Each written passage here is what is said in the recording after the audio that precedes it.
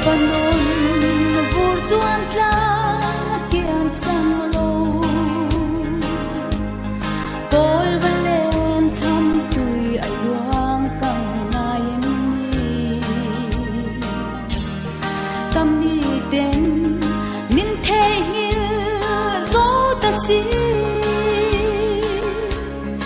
eng ma lo mai an min shal ta si ho ulal pa ne nai ki rang hu ka shil se lo mangai na sat zia ni she om tuar amin tang nu po ya ne kan she om na le se mi la cho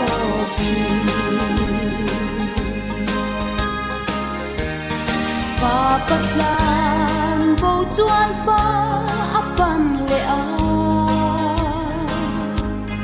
ke ni khu zoi to le mu thu to te tharau thar thin lung thar arong bol turi ne na chang ne turi kirang ho ulal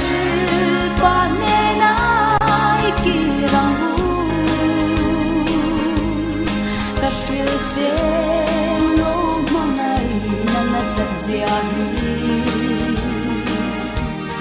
she om tuar amin tang nu po ya ne kan she om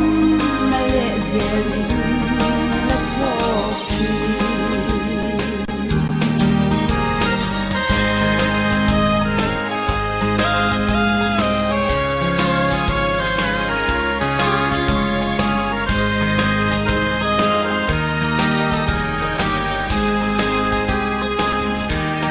kan ni na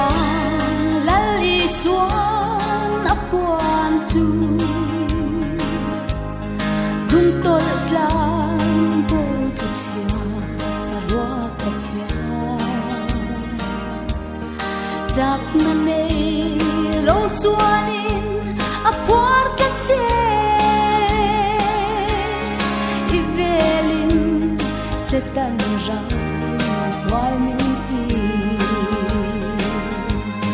ho ulal pa ne nai ki rang hu ka shil se lo mangai na sat zia hi she om tuar amin tlang nu po ya ne kan she om na le ze min la cho